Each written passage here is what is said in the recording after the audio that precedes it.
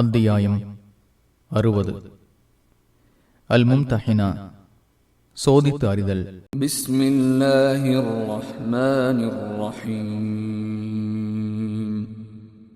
يا أيها الذين آمنوا لا تتخذوا عدوي وعدوكم أولياء تلقون إليهم بالمودة وقد كفروا بما جاءكم من الحق يخرجون الرسول وإياكم أن تؤمنوا بالله ربكم إن كنتم خرجتم جهادا في سبيلي وابتغاء مرضاتي تسرون إليهم بالمودة وأنا أعلم بما أخفيتم وما أعلنتم ومن يفعله منكم فقد ضل سواء السبيل.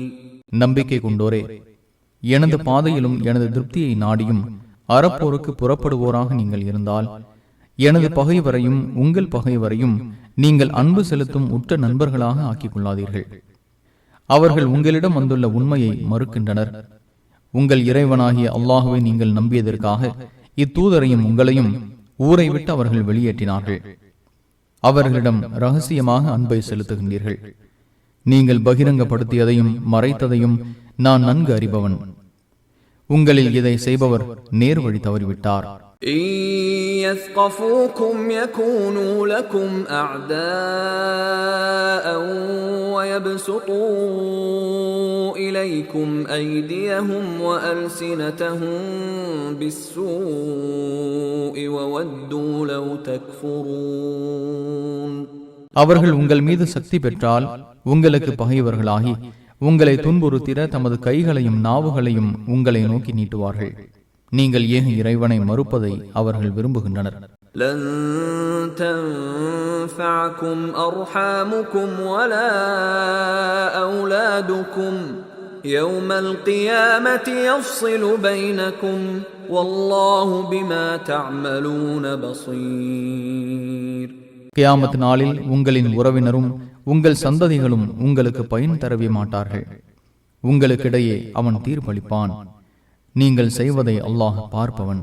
قد كانت لكم أسوة حسنة في إبراهيم والذين معه إذ قالوا لقومهم إنا براء منكم ومما تعبدون من دون الله كفرنا بكم وبدا بيننا وبينكم العداوة والبغضاء أبدا حتى تؤمنوا بالله وحده إلا قول إبراهيم لأبيه لأستغفرن لك وما أملك لك من الله من شيء ربنا عليك توكلنا وإليك أنبنا وإليك المصير. உங்களை விட்டும் அல்லாஹுவை என்று எதனை வணங்குகிறீர்களோ அதை விட்டும் நாங்கள் விலகியவர்கள். உங்களை மறுக்கிறோம். அல்லாஹுவை மட்டும் நீங்கள் நம்பிக்கை கொள்ளும் வரை எங்களுக்கும் உங்களுக்கும் இடையே பகைமையும் வெறுப்பும் என்றென்றும் ஏற்பட்டுவிட்டது என்று தமது சமுதாயத்திடம் கூறிய விஷயத்தில் இப்ராஹிமிடமும் அவருடன் இருந்தோரிடமும் உங்களுக்கு அழகிய முன்மாதிரி இருக்கிறது. உங்களுக்காக பாவ மன்னிப்பு தேடுவேன். அல்லாஹுவிடமிருந்து உங்களுக்கு எதையும் செய்ய நான் அதிகாரம் பெற்றிருக்கவில்லை என்று இப்ராஹிம் தம் தந்தையிடம் கூறியதை தவிர இதில் அவரிடம் முன்மாதிரி இல்லை. எங்கள் இறைவா, உன்னையே சார்ந்திருக்கிறோம், உன்னிடமே திரும்பினோம், மீளுதல் உன்னிடமே உள்ளது. ربنا لا تجعلنا فتنة للذين كفروا واغفر لنا ربنا إنك أنت العزيز الحكيم. எங்கள் இறைவா, உன்னை மறுப்போருக்கு சோதனையாக எங்களை ஆக்கிவிடாதே. எங்களை மன்னிப்பாயாக. எங்கள் இறைவா, நீயே மிகைத்தவன், ஞானமிக்கவன் என்றும் பிரார்த்தித்தார். لقد كان لكم فيهم أسوة حسنة لمن كان يرجو الله واليوم الآخر ومن يتول فإن الله هو الغني الحميد. அல்லாஹுவையும் இறுதி நாளையும் நம்புவோருக்கு அவர்களிடம் அழகிய முன்மாதிரி இருக்கிறது. யார் புறக்கணிக்கிறாரோ அல்லாஹ் தேவைகளற்றவன், புகழக்கூடியவன். அஸல்லாஹு அன் யஜஅல பைனகும் வ பைனல் லதீன ஆதைதும் மின்ஹும் மவத்தஹ் வல்லாஹு கதீர் வல்லாஹு கஃபூருர் ரஹீம். உங்களுக்கும் நீங்கள் யாரை பகைத்தீர்களோ அவர்களுக்கும் இடையே அல்லாஹ் அன்பை ஏற்படுத்திடக்கூடும். அல்லாஹ் ஆற்றலுடையவன், அல்லாஹ் மன்னிப்பவன், நிகரற்ற அன்புடையோன். لا ينهاكم الله عن الذين لم يقاتلوكم في الدين ولم يخرجوكم من دياركم أن تبروهم وتقسطوا إليهم إن الله يحب المقسطين. மார்க்க விஷயத்தில் உங்களுடன் போரிடாதோருக்கும் உங்கள் வீடுகளிலிருந்து உங்களை வெளியேற்றாதோருக்கும் நன்மை செய்வதையும் அவர்களுக்கு நீதி செலுத்துவதையும் அல்லாஹ் உங்களுக்கு தடை செய்யவில்லை. நீதி செலுத்துவோரை அல்லாஹ் விரும்புகிறான். إنما ينهاكم الله عن الذين قاتلوكم في الدين وأخرجوكم من دياركم وظاهروا على إخراجكم أن تولوهم ومن يتولهم فأولئك هم الظالمون.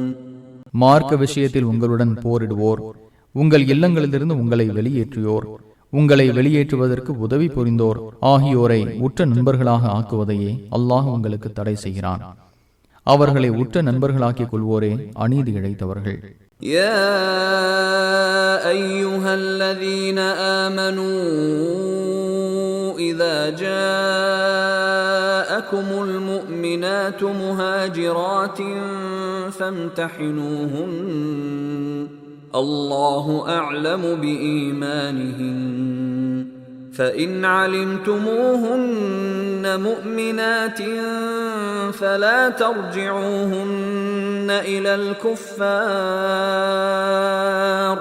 لا هن حل لهم ولا هم يحلون لهم وآتوهم ما أنفقوا ولا جناح عليكم أن تنكحوهن إذا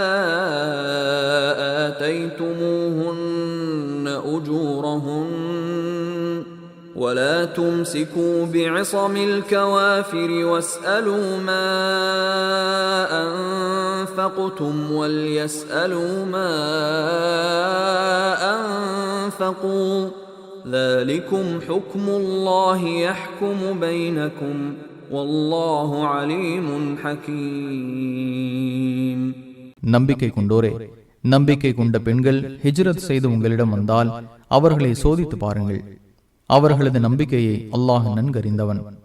அவர்கள் நம்பிக்கை கொண்டோர் என்று நீங்கள் அறிந்தால் அவர்களை ஏக இறைவனை மறுப்போரிடம் திருப்பி அனுப்பிவிடாதீர்கள். இவர்கள் அவர்களுக்கு அனுமதிக்கப்பட்டோர் அல்லர், அவர்கள் இவர்களுக்கு அனுமதிக்கப்பட்டோரும் அல்லர். அவர்கள் இப்பெண்களுக்காக செலவிட்டதை அவர்களுக்கு கொடுத்து விடுங்கள். அவர்களுக்குரிய மனக்கொடைகளை நீங்கள் வழங்கினால் அவர்களை நீங்கள் மணந்து கொள்வது உங்கள் மீது குற்றமில்லை. ஏக இறைவனை மறுக்கும் பெண்களுடன் முன்னர் செய்த திருமண ஒப்பந்தங்களை தொடராதீர்கள். நீங்கள் செலவிட்டதை நீங்கள் கேளுங்கள், அவர்கள் செலவிட்டதை அவர்கள் கேட்கட்டும். இதுவே அல்லாஹுவின் கட்டளை. உங்களுக்கிடையே அவன் தீர்ப்பளிக்கிறான். அல்லாஹ் அறிந்தவன், ஞானமிக்கவன். وَإِن فَاتَكُمْ شَيْءٌ مِّنْ أَزْوَاجِكُمْ إِلَى الْكُفَّارِ فَعَاقَبْتُمْ فَآتُوا الَّذِينَ ذَهَبَتْ أَزْوَاجُهُم مِّثْلَ مَا أَنفَقُوا وَاتَّقُوا اللَّهَ الَّذِي أَنتُم بِهِ مُؤْمِنُونَ. உங்கள் மனைவியரில் யாரேனும் ஏக இறைவனை மறுப்போரிடம் சென்றபின் நீங்கள் மறுப்போரை வெற்றி கொள்ளும் போது யாருடைய மனைவியர் சென்று விட்டார்களோ அவர்கள் செலவிட்டதற்கு சமமானதை போரில் கைப்பற்றப்படும் பொருட்களிலிருந்து அவர்களுக்கு கொடுத்து விடுங்கள். நீங்கள் நம்பிக்கை கொண்டுள்ள அல்லாஹுவை அஞ்சுங்கள். يا أيها النبي إذا جاءك المؤمنات يبايعنك على أن لا يشركن بالله شيئا ولا يسرقن ولا يزنين ولا يقتلن أولادهن ولا يأتين ببهتان يفترينه بين أيديهن وأرجلهن ولا يعصينك في معروف فبايعهن واستغفر لهن الله إن الله غفور رحيم. நபியே, நம்பிக்கை கொண்ட பெண்கள் உம்மிடம் வந்து அல்லாஹுவுக்கு எதையும் இணை கற்பிக்க மாட்டோம், திருட மாட்டோம், விபச்சாரம் செய்ய மாட்டோம், எங்கள் குழந்தைகளை கொல்ல மாட்டோம், நாங்களாக இட்டு கட்டி எந்த அவதூறையும் கூற மாட்டோம், நல்ல விஷயத்தில் உமக்கு மாறு செய்ய மாட்டோம் என்று உம்மிடம் உறுதிமொழி கொடுத்தால் அவர்களிடம் உறுதிமொழி எடுப்பீராக. அவர்களுக்காக அல்லாஹுவிடம் பாவ மன்னிப்பு தேடுவீராக. அல்லாஹ் மன்னிப்பவன், நிகரற்ற அன்புடையோன். يا أيها الذين آمنوا لا تتولوا قوما غضب الله عليهم قد يئسوا من الآخرة كما يئس الكفار من أصحاب القبور. நம்பிக்கை கொண்டோரே, அல்லாஹ் யாரை கோபித்து விட்டானோ அந்த கூட்டத்தை உற்ற நண்பர்களாக்கிக் கொள்ளாதீர்கள். ஏக இறைவனை மறுப்போர் மன்னரை வாசிகள் எழுப்பப்படுவார்கள் என்பது பற்றி நம்பிக்கை இழந்தது போல் இவர்கள் மறுமையை பற்றி நம்பிக்கை இழந்து விட்டார்கள்.